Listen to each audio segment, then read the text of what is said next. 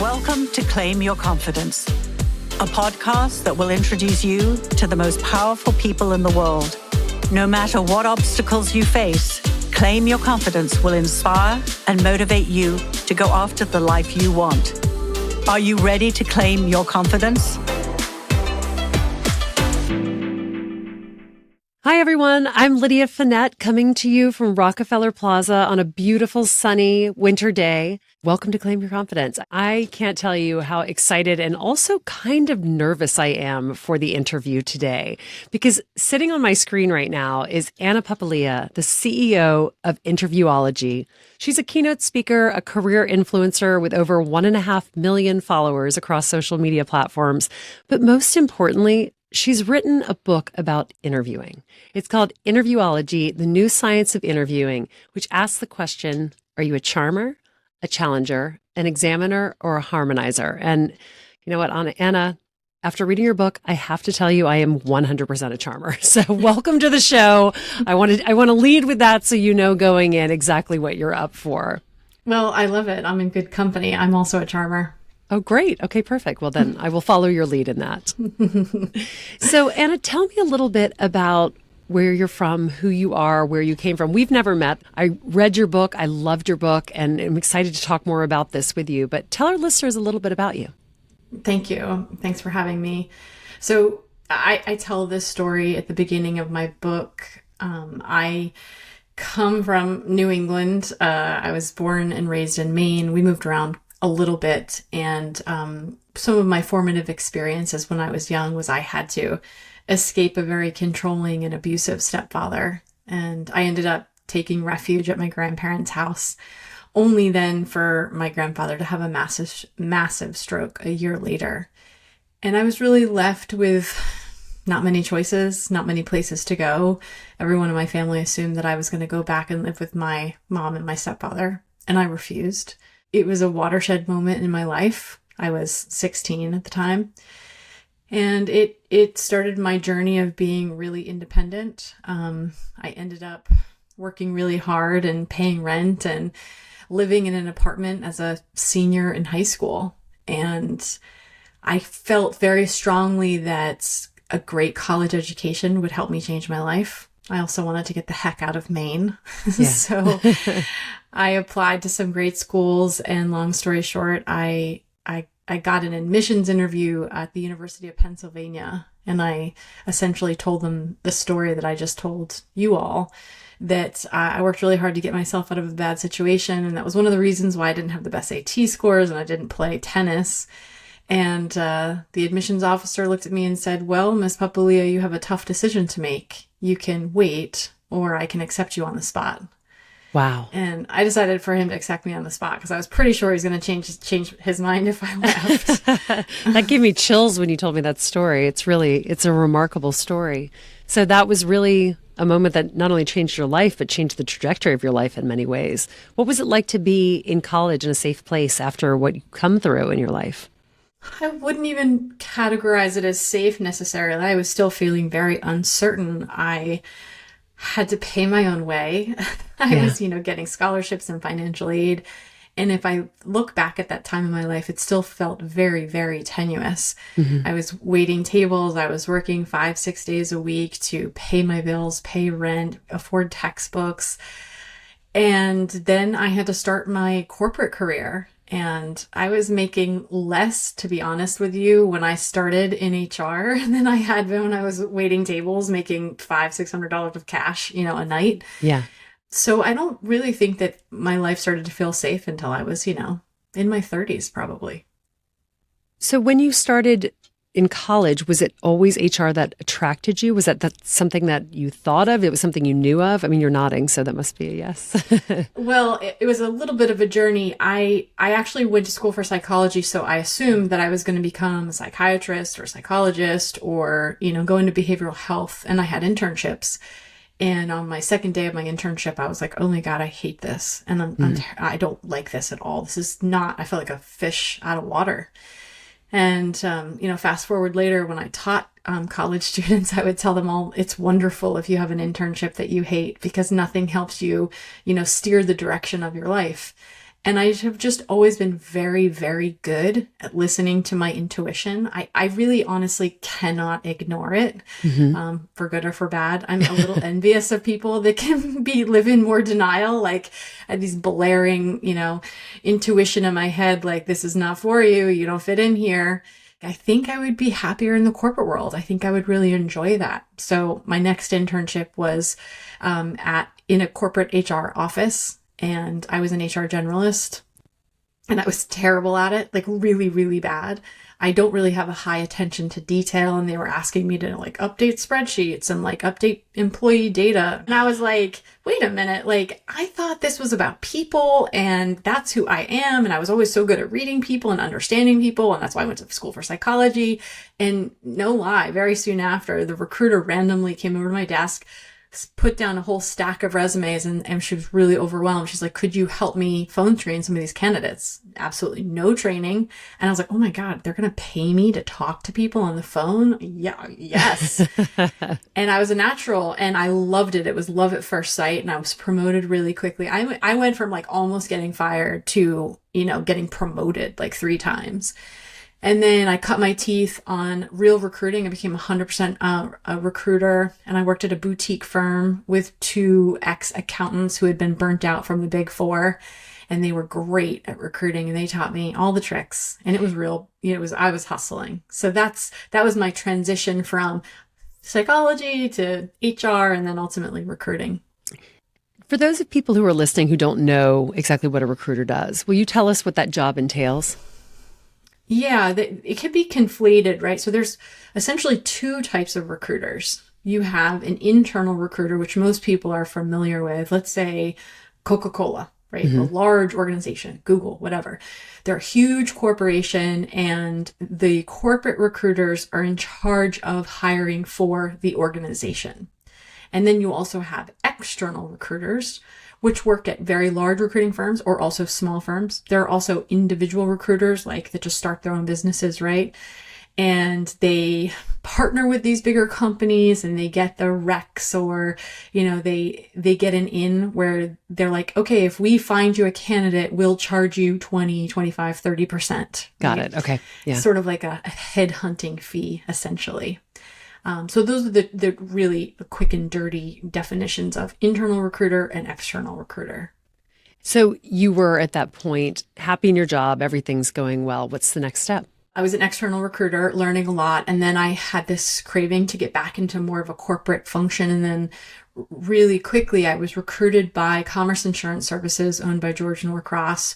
And they were divesting and becoming their own organization. It was this entrepreneurial atmosphere. So I joined in 2008.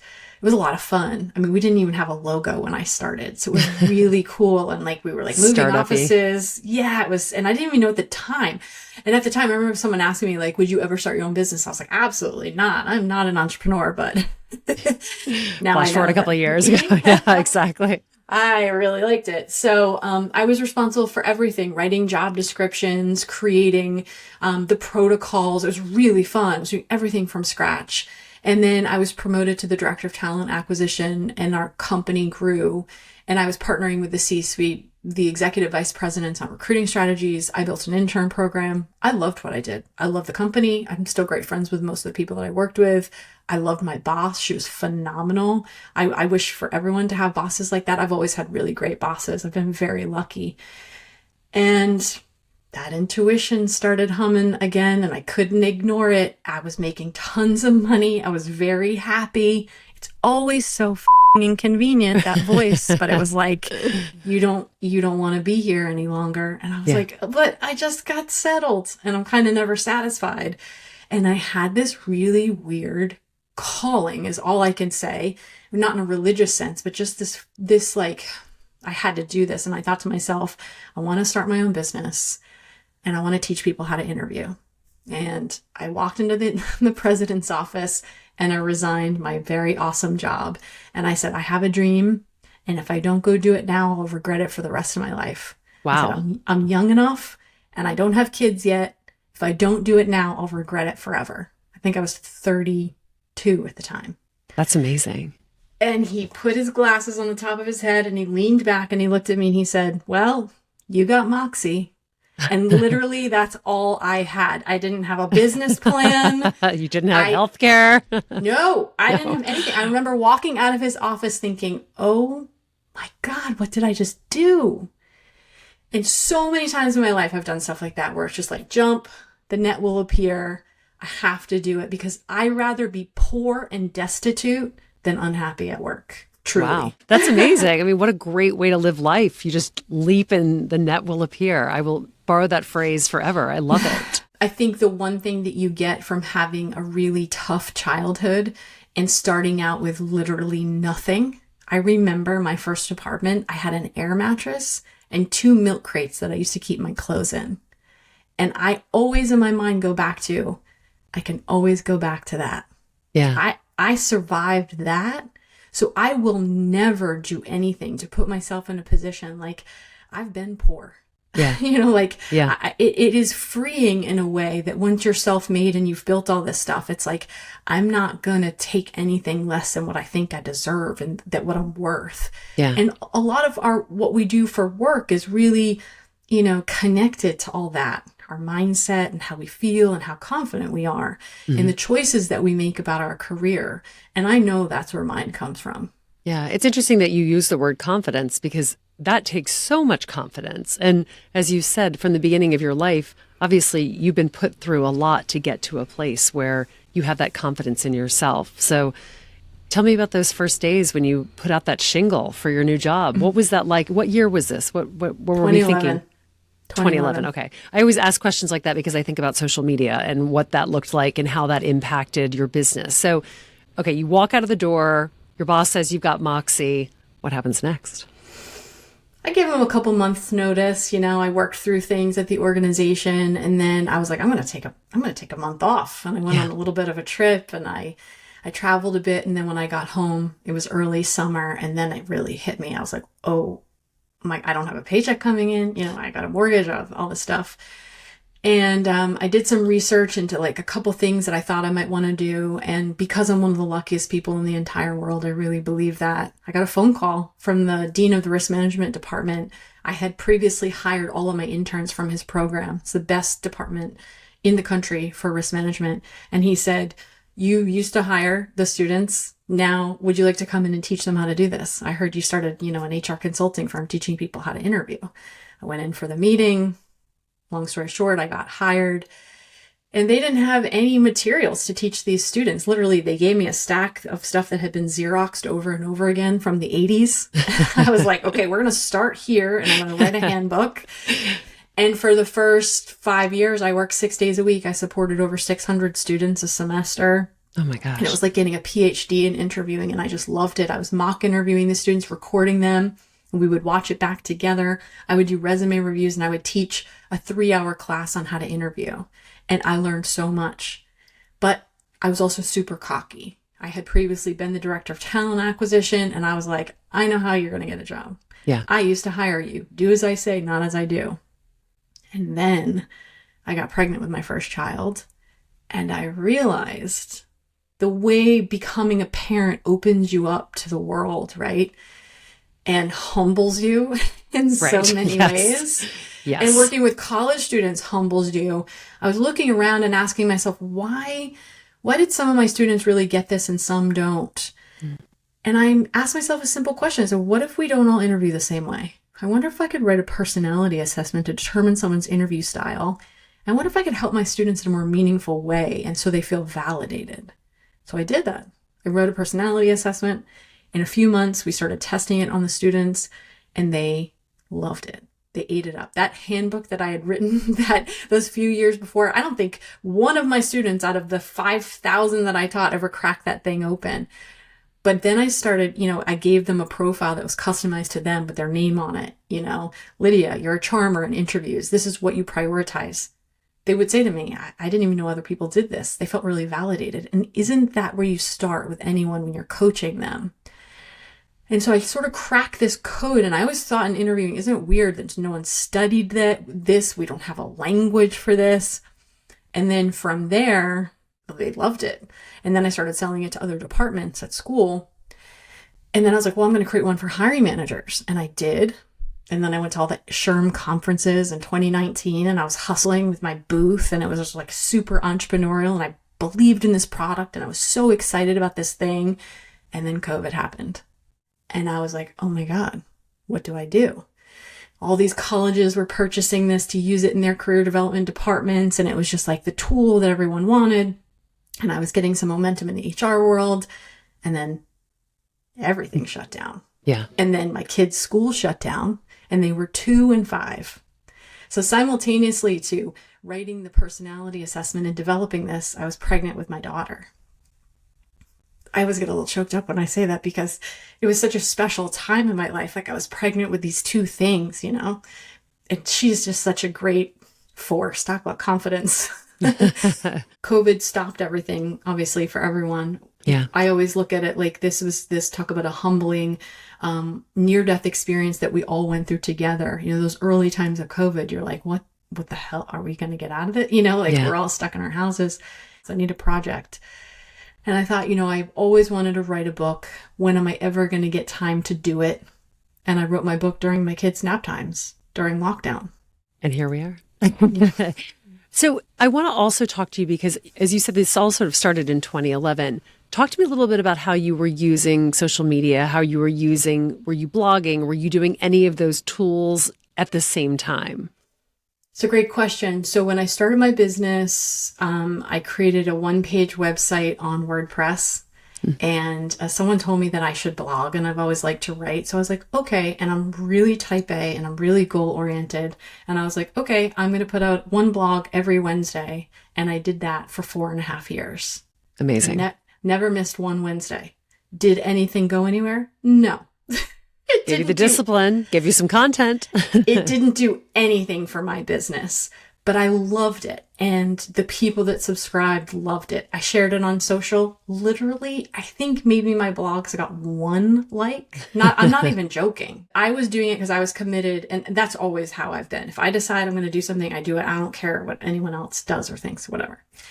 So then once I had my kids, and the blogging wasn't really going anywhere, and my business was taking a different direction, I stopped blogging and I started doing more of this. And then of course I created the assessment tool and I wrote the book, and then the world started to open back up and I was like, okay, well now I have this manuscript. The hell do I do with a manuscript? I don't know. I don't know how to sell a book. And I did some research and I realized you had to query a bunch of literary agents. And I queried 40 agents and they all ignored me. Every single one of them, except for one woman. She sent me an email. She said, I'll talk to you for 5 minutes, changing the trajectory of my life in the same way that my bad internship did. She said to me, you're brilliant. Your book is brilliant. You're qualified to talk about it, but you don't have a platform. And in this day and age, you need a platform. And I was like, who has time for that? I have 2 little kids. I'm running this big business. What? I'm not doing that. And I resisted it, completely resisted it. And I got the same advice from a couple people. January, I'm going to make it a resolution. I'm going to do it. I'm just going to make some videos, 1 or 2 a day, see how it goes. I'm going to make a video on TikTok, and then I'm going to post it on the same video on all the different channels: Facebook, Instagram, LinkedIn, YouTube, everywhere. And in 6 weeks, I had 233,000 followers on Facebook. On Facebook? I was literally taking my TikToks and putting them on my personal Facebook page. I didn't know what I was doing. Again, I didn't have a business plan. I was just like, I have to do this. I believe so much in this book. Again, it goes back to, this is what I want. They told me I have to get this. I was literally just focused on followers. Just get me, I think 300,000 is what she said. I'll just get there and I'll be able to get a book deal. But tell me what you're producing that's getting this kind of numbers, because people do videos all the time. And trust me, how on earth do you get 230,000 views? You're putting out the right content, I guess is the answer to that question. Well, this is how, right? The funny part is, one of my employees, she sent me a message. She said, how does it feel to be an overnight success? And she and I laughed and laughed because I had been doing it for 15 years. Of course, yes. So I had been teaching these interview skill workshops at Temple University and working with hiring managers for, at that point, 10 years I had been doing this in person, over Zoom, but like 90%, I had worked out all this content for 10 years, like a comedian, right? You're working your rooms, you're working the content. So I had been doing this for 10 years. I knew what worked. I knew what landed. I knew what resonated with my clients. So I just did it in front of the camera. And one of the reasons I got so many followers on Facebook was so quickly is I had a video go super viral. And it was a 1-minute video, which is key. It's either 60 seconds or 90 seconds. And it was questions to ask at the end of an interview. And it was right to the point. And every single person in the world interviews for something over the course of their life. It's a numbers game, really. Every single person you're going to. And I speak to both job seekers and hiring managers, and I give really good pragmatic advice right to the point. I don't bullshit, and it's kind of just how I am. And it just started to go like crazy. And again, I'm only thinking about followers. I was not thinking about, am I connecting with people? I wasn't thinking about, am I helping people? I wasn't thinking about, am I going to sell more of my own product? Literally, that's how naive I was. I was just like, okay, I just got to get a book deal. This is what I'm going to do. And then in the first 3 months, my website went from getting 200 hits a day to getting 5,000 hits a day. Wow. I went from selling a couple profiles to selling 20 or 30 a day.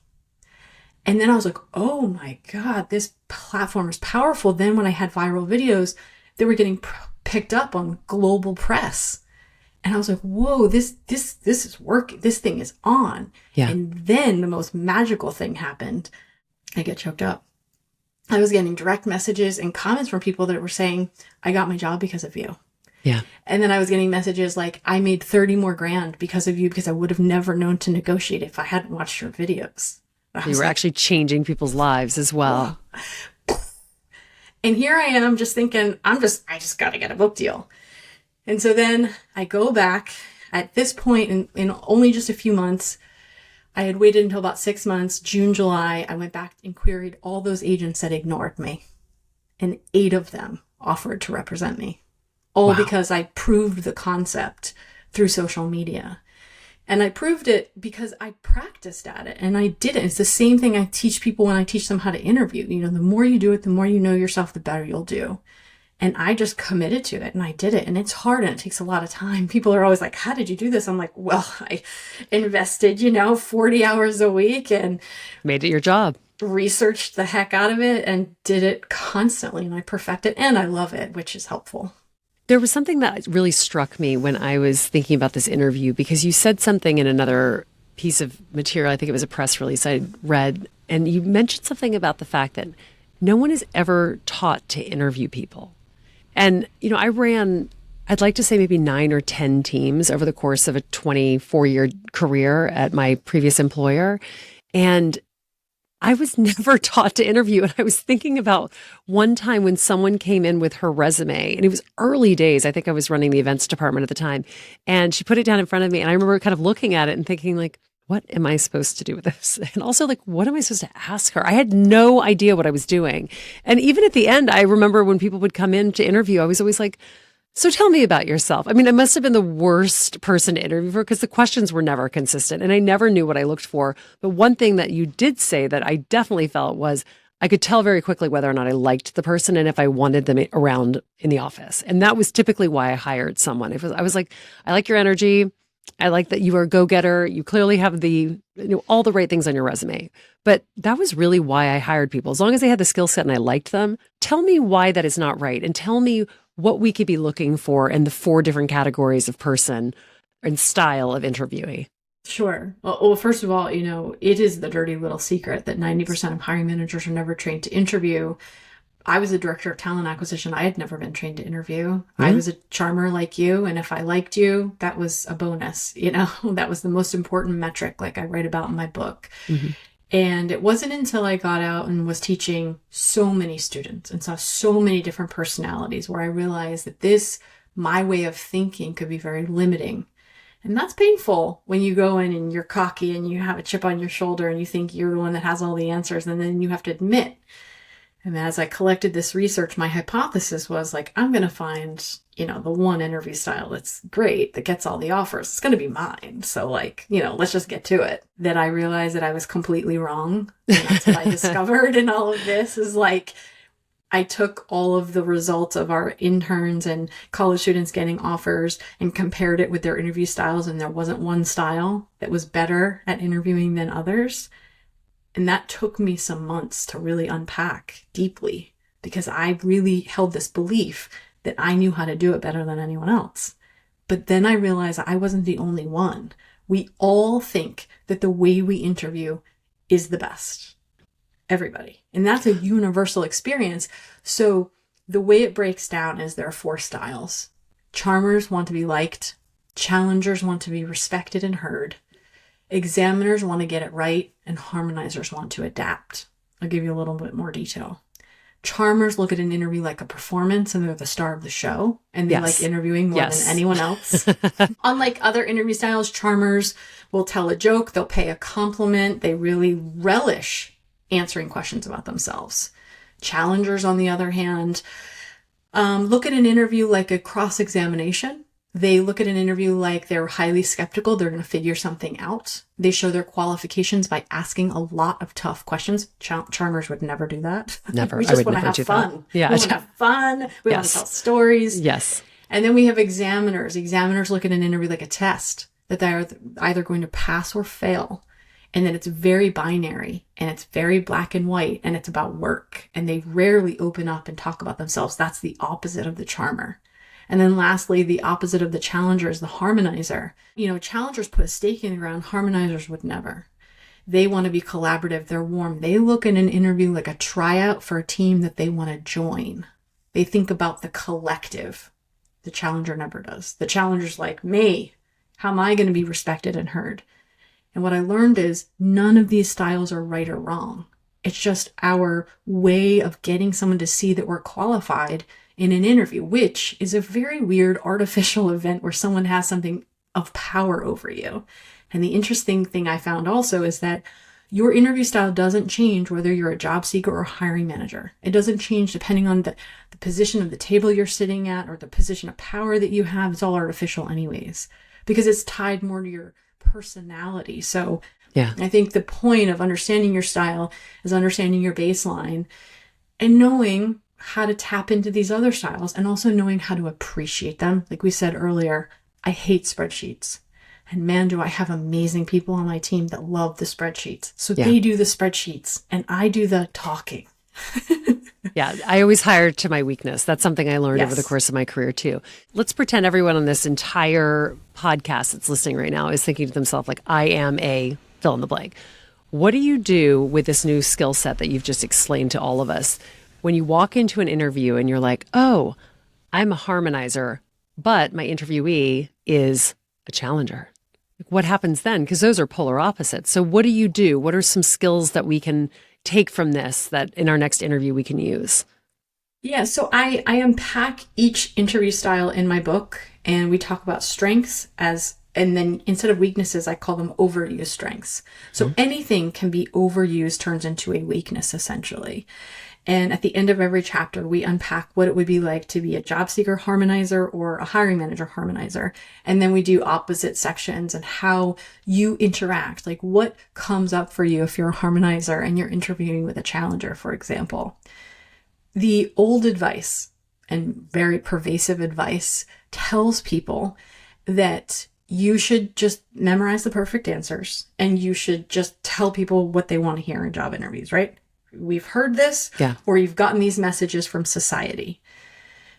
I think that's insane. Like, where else in your life can you imagine going to get help or hiring a coach? And they're like, I know the ticket. I know what you got to do. Just tell them what they want to hear. Also, this is like dating. It's like making a match. It's like you should be representing yourself authentically. You should be showing up. So I say all that to say that you should never think that, oh, this hiring managers are challengers, so I got to like be a challenger. Absolutely not. That is not that's not what I'm ever saying. I never encourage anyone to pretend to be something that they're not. But we all know using our emotional intelligence that there are moments where we can shift, right? There are moments when I'm a charmer. But I'm like, okay, I got to dig deep here, and I got to be an examiner, and I got to talk about like spreadsheets. Yeah. I got to like give them some stats. They're going to want to hear about like how many people Data I've helped, points. Data points. Yeah. Yes. Because, it's different if I say, I am I'm a career influencer and I teach people how to interview. It's different if I say, I have 2 million followers and I've conducted over 10,000 interviews. Right. An examiner knows that, not charmers. Charmers are just in that. So those are some ways that you can tap into your opposites and shift, but it's not ever about pretending to be something you're not. One other thing that you talk a lot about in the book is the importance of being self-aware when you are interviewing. What do you mean by that? I remember the moment when I was teaching a class, and I remember when I figured out that thing, and I was like, you know what it is? The best students of mine who really nail this, who are naturals, it's not, like I said before, it's not one interview style over the other. It's that they know themselves, is that they've mastered self-knowledge, self-awareness. And that was one of the light bulb moments that helped me before in realizing that I should write a personality assessment to help people better understand themselves. Mm-hmm. Because in the most basic sense, an interview is a set of questions about you. And the more you know yourself, the better you'll do. As a hiring manager, the more you know yourself, you'll understand where your biases come from. Because if you're a charmer, you're going to know that you're going to be easily swayed by someone who comes in and pays you a compliment and makes you laugh. And you're like, ooh, they like me. Well, then I like them. Yeah. It's really that simple. Yeah. So what advice would you give to someone who was heading out on an interview this week? No matter what their category, what is sort of ubiquitous advice that you would give them as someone who's seen so many interviews over the course of your career? I really try to plan my content in a way that like it's very accessible because I want to democratize how we do this. Hiring managers aren't trained, job seekers aren't trained. I titled the first chapter of my book, An Interview Can Change Your Life. I really believe that. I know that if you follow me on social, I give so many free tips. You can watch, I have 400 videos probably. You watch those, you're going to be in pretty good shape. So if you're in an emergency situation, you don't have any money, that's what I would do. Those are the free tips. And then of course, if you want a deeper dive and you want to discover your interview style, you can go on my website, theinterviewology.com, and take our interview style assessment and receive a 40-page workbook that outlines everything that you're doing right and wrong with questions to practice and all the stuff. And then from there, obviously, if you're really interested in interview styles, you can get my book, Interviewology, which unpacks all of the interview styles. And like I said, gives examples and principles for both job seekers and hiring managers. And like I said, it sounds so simple, but it's true. The best thing that you can do ahead of an interview is practice interview questions, is practice getting to know yourself. The first time someone asks you or you ever hear, tell me about yourself, or what are your strengths and weaknesses? Why should I hire you? Why do you want to work here? Should not be in the conference room with an intimidating executive staring at you. Well, you're supposed to answer that question. Yeah, you should know that cold. So if after watching some free tips online, the best thing you can do is open the camera app on your phone and record yourself answering. Tell me about yourself. Why do you want to work here? What did you do in your last job? What are your strengths and weaknesses? And you do it 50 times. Yeah. And you watch yourself back. And extra bonus points if you have someone in your life who can help you, a friend or mentor, someone that you trust, someone that will be careful with your feelings and help you and give you good guidance. If you don't have that, just do it yourself. And then, if you really wanted to, you could book a session with me, or other career coaches offer mock interview prep. That's great to hear, because I feel like people are always looking for interview, just advice. I think it feels like such a scary thing. And in many cases, there are so many emotions wrapped up to it when you go into an interview. You're worried about finances. You are looking for a new job. Maybe you were fired from the last one. That there are just so many emotions that go into many types of interviews. All right, my last two questions for you. What is your favorite question to ask in an interview, and what is your least favorite question? And that can be either you've heard it or it's just in your own wheelhouse. So, I get asked this a lot, like, what's the best question to ask in an interview as a hiring manager? Mm-hmm. The best questions to ask are derived from the job description. Hiring managers need to do their research ahead of time. The best questions come from you as a hiring manager sitting and thinking, okay, what do I need? reading the job description, thinking about your team, thinking about what is the technical things. And then from there, you create great questions. One of my favorite questions that I always start every interview with is, first of all, here's a tip. Every hiring manager talks too much. They need to talk only 20% of the time. Most hiring managers talk 80% of the interview. That's not an interview. No, you talk very little and you ask a question, right?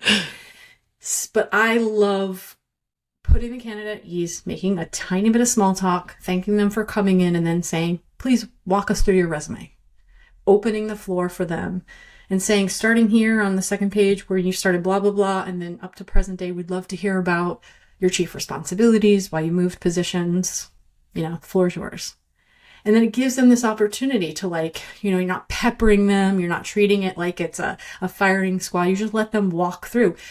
And if they're nervous, I sometimes will, add it in a reassuring sound or, ask them a question, and then they can kind of, it's sort of a presentation rather than going right in and being like, why do you want to work here? Or, that's one of my favorites. My least favorite, there's two categories, right? Really, it's the inappropriate questions. And since so many hiring managers aren't trained to interview, they don't even know it's inappropriate, or they do know it and they defend it and they just think, well, whatever. So I actually got this yesterday. I was being interviewed by a reporter. So it doesn't stop in job interviews. And this just really grinds my gears. I've made videos about this. Had a whole conversation with this person. I'm pretty well qualified to do this. Have a book out about this. I have millions of followers. I know what I'm talking about. He looks at me at the end and he goes, so what does your husband do? My least favorite interview questions are ones that aren't about the job, that aren't about there are so many questions you can ask about someone's qualifications and their passion. And it doesn't have to be sterile if you're having a structured interview, but they're just those inappropriate ones, especially women are usually the ones that get these inappropriate questions. I can hear the women's go into the comments right now. I made a post about this on Facebook. It got over 5,000 comments, and some of the women's comments truly, I was aghast. I almost cried. I couldn't believe it. The things they were telling me that people said to them in interviews. And that's another main motivation for me to train hiring managers to interview better. We got to stop this nonsense. Yeah. And I think the crazy part is that somebody would ask you that in this day and age because they don't even know not to ask at this point, or that might feel like the wrong question to ask somebody who had created such an incredible platform and had been doing this her entire life. So hopefully everybody will hear that and know that that is not a question that you want to be asking any woman out there, because it doesn't matter at the end of the day what we do. It's what we do on our own, period, end of sentence. Well, it has been such a pleasure to speak to you. This time has flown by, truly. And I feel like I've learned so many amazing things about interviewing. And I love the idea that there are so many different ways that we can look at this and that people listening can go in feeling prepared for interviews. Tell us where we can find you. I know you've given us sort of a longer thing, but give us the Instagram handles. Just give us anything that we can do right now while we're sitting here with our phones. Yeah, I would say you can find me wherever you get your social media because I'm on all the platforms. So if you're on Instagram, just type in Anna Papalia. Come to my website, theinterviewology.com. We've got lots of free resources, and that's where you can discover your interview style and get your own profile. And then you can purchase Interviewology wherever books are sold. Wonderful. Well, I can't wait to keep following you. And as a fellow charmer, I would like to thank you so much for being on Claim Your Confidence. I am Lydia Fenet. And as you know, I always ask everyone a question to think about or something to DM us about when they have listened to this podcast. And today I would just ask you, are you a charmer, a challenger, an examiner, or a harmonizer? DM me, DM Anna. We both love to hear from you. Thank you guys again for listening. It has been so fun to be with you today, Anna. It's been such a pleasure to be with you. A thank you to Joe. A thank you to Rockefeller Center and Tishman Speyer and Newsstand Studios for hosting this podcast. I look forward to being with all of you again next Tuesday. Thanks for listening.